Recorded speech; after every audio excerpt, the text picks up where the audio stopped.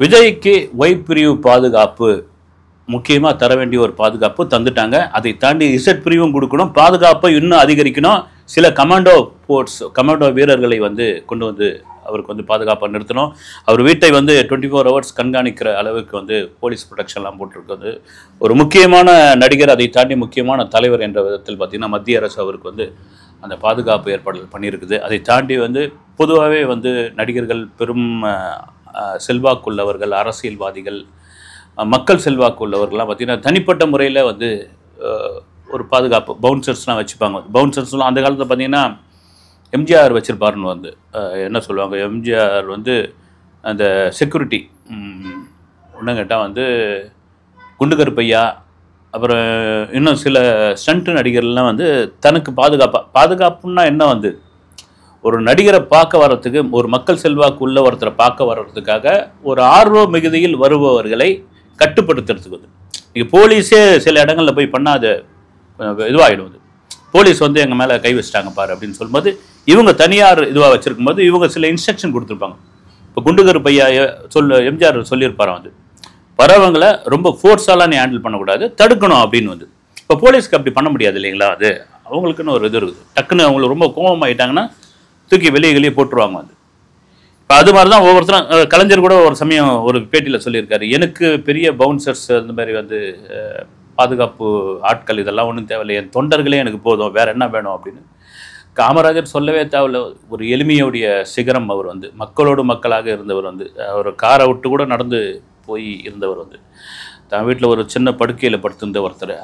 அதெல்லாம் வந்து சொல்லிக்கிட்டு அப்புறமா செல்வி ஜெயலலிதா அவர்கள் வந்தபோது தனக்கு வந்து மற்ற நாடுகளிலிருந்து சில போராளிகளால் பிரச்சனைகள் வரப்போகுது அப்படின்றதுக்காக வந்து அவங்களுக்கு உச்சகட்ட பாதுகாப்புலாம் கொடுத்துனாங்க. மெட்டல் டிடெக்டர் உடையெல்லாம் போட்டுக்கிட்டு இருந்தாங்க வந்து. அதெல்லாம் நடந்த ஒரு விஷயம். இப்போ விஜய் அப்படின்ற ஒரு மாசீரோ, நீங்கள் விஜய்க்கு இப்போ பார்த்துருந்த அந்த கூட்டம் வந்து கட்டுக்கடங்காத கூட்டம், அது ரசிகரா தொண்டரா அதை தாண்டி வந்து ஏதோ ஒரு கிரேஸ் வந்து. இப்போ எம்ஜிஆர் காலம், சிவாஜி காலம், அந்த காலகட்டத்திலாம் வந்து இது மாதிரியான மீடியாக்கள் இல்லை, யூடியூப் சேனல்கள் இல்லை, அப்புறமா வந்து எந்தவித வசதியும் இல்லை. ஒரு நடிகரை திரையில் பார்த்தது தான் சரி, அவங்க ஊருக்கு வராங்கன்னா அது ஒரு பெரிய விஷயம். இன்றைக்கி நீங்கள் வந்து நிறைய லைவ் ஷோவில் பார்க்குறீங்க, ஈஸியாக இது பண்ணுறீங்க, உங்கள் ஊருக்கு கூட ஷூட்டிங்லாம் வராங்க. அப்படி இருக்கும்பொழுது இப்போவுமா அந்த கிரேஸ் இருக்குன்னா முன்னை விட பன்மடங்கு அதிகமாக இருக்குது. அப்படின்ற போது ஒய் பிரிவு இசட் பிரிவை தாண்டி இவர்கள் பர்சனலாக வந்து ஒரு பவுன்சர்ஸ் வச்சுப்பாங்கல்ல, அதில் விஜய்க்குன்னு பவுன்சர்ஸ் இருக்காங்க வந்து பார்த்துருமா, நிறைய கூட நீங்கள் பார்க்கலாம் வந்து, நிறைய விமர்சனம்லாம் கூட வந்தது. கேரளாவில் வந்து பவுன்சர்ஸை கொண்டு வந்து விஜய் வச்சிருக்காரு, கேரளாவிலேருந்து கொண்டு வந்து வச்சிருக்காரு. ஏன் தமிழ்நாட்டில் இல்லையா? தமிழ்நாட்டில் அவ்வளோ வாட்டசாட்டமான ஆட்கள் இல்லையா? அவருக்கு என்ன கேரளா மேலே அவ்வளோ பற்று அப்படின்னு. அதுவும் குறிப்பாக விஜயோடு ஒருத்தர் வந்து ஒட்டி ஒருத்தர் வந்துக்கிட்டே இருப்பார் பாருங்க, சிகப்பாக ஒருத்தர், அவர் தான் யார் அப்படின்ற ஒரு கேள்வி. நீதிமன்றம் கூட இன்றைக்கி மதுரை உயர்நீதிமன்றம் கூட என்ன சொல்லியிருக்காங்க, இந்த விவகாரத்தில் பவுன்சர்ஸையும் விசாரிக்கணும், அவங்க என்ன நீங்கள் பாதுகாப்புக்கு நின்னீங்க, நீங்கள் என்ன பண்ணிக்கிட்டு இருந்தீங்க அப்படின்ற ஒரு கேள்வியும் இருக்கு இல்லைங்களா, அவங்களையும் விசாரிக்கணும். அதில் குறிப்பாக விஜயுடன் ஒருத்தர் தொடர்ந்து பயணிக்கிற, நீங்கள் பரந்தூர் போனாலும் இருப்பார், மாணவர்களுக்கு வந்து விருது வழங்கும் விழாவிலையும் இருப்பார், வந்து நூல் வெளியீட்டு விழாவுக்கும் இருப்பார், பனையூர் ஆஃபீஸ்க்கு வந்தாலும் இருப்பார், குறிப்பாக மாநாடு மாதிரியான இதுகளை அவர் கூடவே இருப்பார். அவர் யார் அப்படின்ற ஒரு கேள்வி தான் வந்து, விஜய் ஏன் அவரை செலக்ட் பண்ணார், விஜய் ஏன் அவரை வந்து ரொம்ப நம்பகத்தன்மையாக ஒய் பிரிவு இசட் பிரிவு இந்த பிரிவு அந்த பிரிவு பூனைப்படை எல்லாத்தையும் தாண்டி அவரை மட்டும் ரொம்ப பக்கபலமாக தன்னுடைய வலதுகரமாக தன்னுக்கு நம்பிக்கையான ஒரு நபராக விஜய் வைத்திருப்பதற்கான காரணம் என்ன, இவர் யார் அப்படின்ற ஒரு கேள்வி, ஒரு பெருங்கேள்வி அது. அவர் பேர் வந்து நயீம் முசா. நயீம் முசா உண்மையிலே துபாயில் உள்ள ஒருவர் தான் அவர். ஆனால் அவர் பிறந்தது வந்து புதுச்சேரிக்கு உட்பட்ட மாஹி அப்படின்ற ஒரு இடத்துல பிறந்திருக்காரு. ஒரு மலையாளி. பாண்டிச்சேரியில் மாஹின்ற ஒரு பகுதியில் அந்த மலையாள குடும்பம் இருந்திருக்காங்க. அங்கே பிறந்தவர் தான் அவர். அடிக்கடி கேரளாவுக்கு போயிட்டு வர்றாரு, சொந்தக்காரங்களாம் பார்த்துட்டு வருவார். அவர் நல்ல ஒரு பாடி பில்டர், உடம்பை நல்லா வச்சுக்கணும், கட்டுக்கொப்பாக வச்சுக்கணுன்ற ஒரு ஆசை. இங்கே உள்ளூரில் பிழைக்கிறதுக்கு பெரிய குழப்பெல்லாம் இல்லை அப்படின்றதுக்காக அவர் போய் துபாய் போய் வேலை செய்யறதுக்காக கிளம்புறாரு. ஏதோ ஒரு கட்டுமான நிறுவனத்தில் வேலை பார்க்குறாரு. வேலை பார்க்கும்போது இவர் வாட்டசாட்டமாக இருக்கிறத பார்த்துட்டு அங்கே உள்ள ஒரு நபர் ஒரு நிகழ்ச்சி ஒன்று நடத்துகிறாரு. அந்த நிகழ்ச்சிக்கு வந்து நீங்கள் வந்து ஒரு நாள் செக்யூரிட்டியாக இருக்க முடியுமா அப்படின்னு, பாதுகாவலராக இருக்க முடியுமான்ட்டு நயீம் முசாவை வந்து கேட்குறாங்க வந்து. அப்படி நயீம் முசா போய் அப்படி தான் முதலாக ஒரு என்ன சொல்லுவாங்க வந்து ஒரு அந்த ஒரு பிளாக் ட்ரெஸ் போட்டுக்கிட்டு அப்படி போய் ஒரு கூலிங் கிளாஸை போட்டு அப்படி வாட்டர் சாட்டமாக நின்று ஒரு நாள் பணி செய்கிறார், வந்து அந்த பாதுகாப்பு பணி செய்கிறாரு. அவருக்கு நிறைய பாராட்டுகள் கிடைக்குது. யார் இவர்ன்ற ஒரு கேள்வி கேட்க ஆரம்பிக்கிறாங்க. நாங்களும் ஒரு நிகழ்ச்சி நடத்துகிறோம், நீங்களும் வாங்க, வந்து எங்களுக்கு வந்து செக்யூரிட்டி பண்ணி கொடுங்க அப்படின்றாங்க. வந்து இவருக்கு ஆசை அதிகமாகுது. ஏன் நாம் வந்து ஒரு கட்டுமான தொழிலில் இந்த மாதிரியான ஒரு வேலை செஞ்சுட்டு இருக்கணும், தினக்கூலியாக இருக்கணும், வாரக்கூலியாக இருக்கணும், நாமளே வந்து ஒரு செக்யூரிட்டி நிறுவனத்தை தொடங்கினா என்ன அப்படின்னு ஒரு ஆசை வருது. அதுக்கான ஆட்களை வந்து துபாயில் தேர்வு பண்ணுறாரு, கேரளாவில் தேர்வு பண்ணுறாரு. அப்போ என்ன பண்ணுறாரு, துபாயில் ஜென்டர் அப்படின்ற ஒரு செக்யூரிட்டி நிறுவனத்தை அவர் ஆரம்பிக்கிறார். ஜென்டர் அப்படின்னு. அப்போ துபாயில் நடக்கிற சில நிகழ்ச்சிகளுக்கு மட்டும் அவர் வந்து அப்படி போய் இந்த ஆட்கள் அனுப்புகிறாங்க. அங்கே போலீஸ் இருந்தாலும் வந்து தனியார் செக்யூரிட்டியில் வச்சுப்பாங்க, வந்து அனுப்புகிறாரு. அதுக்கு ஒரு நல்ல பேர் கிடைக்கிது. சார்ஜும் ரொம்ப கம்மியாகிறாரு, சர்வீஸும் ரொம்ப நல்லா இருக்குது. இதை தாண்டி கேரளாவில் ஏதாவது வந்து ஒரு நிகழ்ச்சி அப்படின்னா இவருக்கு வந்து ஃபோன் பண்ணுவாங்க. அங்கே போயிட்டு அவரை தன்னுடைய ஆட்களை அனுப்பி அந்த செக்யூரிட்டி இதெல்லாம் பண்ண சொல்லுவார். இதில் வந்து துபாய் அரசாங்கமே எங்கே இவருக்கு வந்து ரொம்ப வியந்து இவரை பாராட்டுறாங்க அப்படின் பொழுது, புர்ஜ் கலிஃபா உலகத்திலே மிக உயரமான ஒரு கட்டடம். அந்த புர்ஜ் கலிஃபாவில் வந்து புத்தாண்டு அன்னைக்கு ஜனவரி 1ஆம் தேதி அல்லது டிசம்பர் 31ஆம் தேதி மிகப்பெரிய ஒரு கொண்டாட்டம் ஒன்று நடக்கும். மிகப்பெரிய கொண்டாட்டம். உலகத்தில் உள்ள பெரும்பான்மையானவர்கள் அங்கே இருப்பாங்க. வந்து புர்ஜ் கலிஃபாவில் அந்த 12 மணி ஆகும்பொழுது அங்கே அப்படியே அந்த மின் விளக்குகளில் அப்படியே பட்டாசு வெடியில் அந்த அந்த அந்த உலகத்தின் உயரமான அந்த கட்டடமே அப்படி வேற மாதிரி தெரியும். வந்து ஏன்னா முதல் புத்தாண்டு தொடங்குற இடம் வந்து நியூசிலாந்துலேருந்து தொடங்க, இல்லை ஜப்பான்லேருந்து தொடங்குவாங்க. வந்து ஆனால் அந்த புர்ஜ் கலிஃபாவை காமிக்கும் போது பாரிஸ் ஈஃபில் டவர் இது வேற விதமாக இருக்கும். அப்படி அங்கே வர அந்த கூட்டம் இருக்கு இல்லைங்களா, கிட்டத்தட்ட ஒரு 1.5 கோடி பேர் வருவாங்க.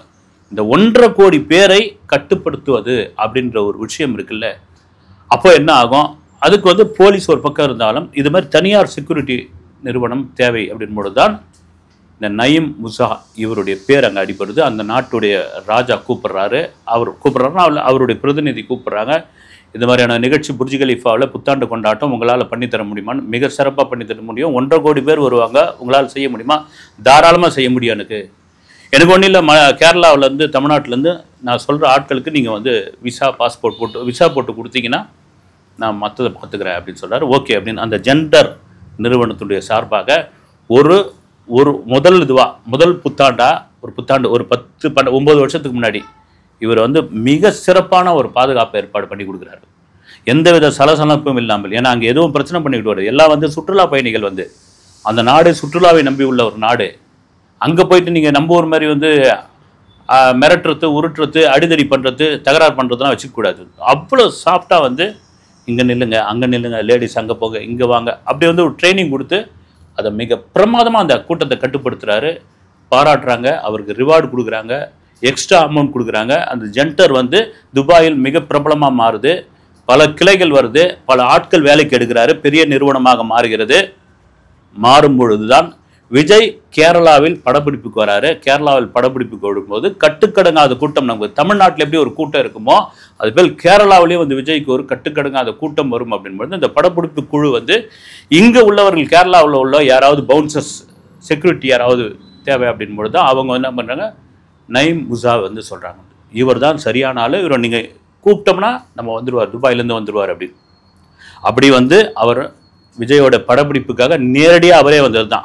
ஏன்னா அவர் விஜயோட பெரிய ரசிகர் அவர். ஆனால் தன்னுடைய ஆட்களை அமைச்சிட்டு அவரே வந்து அந்த இடத்துல வந்து சிறப்பாக வந்து செக்யூரிட்டி இதை பார்த்துக்கிட்டு விஜயோடைய குட் புக்கில் அவர் இடம் பிடிச்சிட்டார். அதன் பிறகு கட்சி ஆரம்பிக்கிறதுக்கு முன்னாடியும் சரி, கட்சி ஆரம்பித்த பிறகும் அவர் தான் அவருடைய பர்சனல் செக்யூரிட்டியாக மாறினது. நீங்கள் எங்கே போனாலும் வந்து இந்த பிரதமர் அதிபர்களுக்கெல்லாம் பார்த்தீங்கன்னா இந்த ஒயர்லாம் போட்டுக்கிட்டு அப்படி வந்து நிற்பாங்க இல்லைங்களா, அது மாதிரி அப்படி நின்றுக்கிட்டு இருப்பார். குறிப்பாக பரந்தூரில் போன போது கட்டுக்கடங்காத கூட்டம் வரும். நிறைய போலீஸ் இன்ஸ்ட்ரக்ஷன்லாம் கொடுத்தாங்க, நிறைய கட்டுப்பாடுகள்லாம் விதித்தாங்க. அப்படி இருக்கும் பொழுது வந்து நான் இருக்கிறேன், நீங்கள் வாங்கன்னு சொல்லி இந்த வேன்லேயே இருந்து இது பண்ணுது. அப்போ நசீம் கூட என்ன சொன்னாராம், நீங்கள் கீழே இறங்கி கூட, ஏன்னா அந்த கல்யாண சத்திரத்தில் தான் அவங்கள சந்திக்கிற மாதிரியான ஒரு ஏற்பாடெல்லாம் பண்ணியிருந்தது. ஆனால் விஜய் அந்த வேன்லேயே உட்காந்து பேசி படிச்சுட்டு போயிட்டு இருப்பார் வந்து. அப்போ இவர் சொன்னது என்னென்னா, சார் நீங்கள் உள்ளே போங்க, நான் பாதுகாப்பாக இருக்கிறேன்னு. ஆனால் போலீஸ் ஏதோ வேணான்னு முதல்ல சொன்னதாக தகவல். அப்புறமா நூல் வெளியீட்டு விழா பல இடங்களில் வந்திருப்பார்.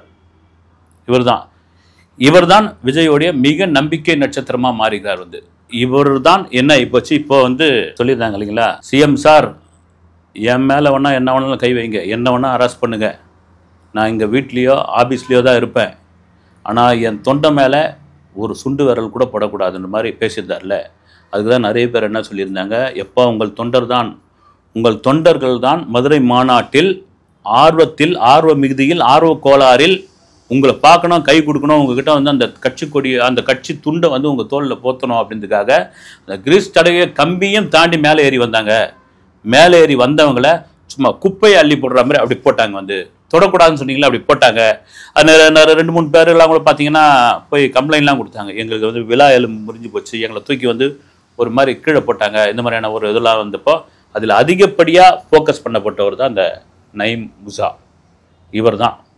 ஏன்னா இவர் தான் வந்து விஜயை ஒரு ஈக்காக்கா கூட நெருங்க விடாமல் பார்த்துக்கிட்டவர் அவர் அப்படின்னு.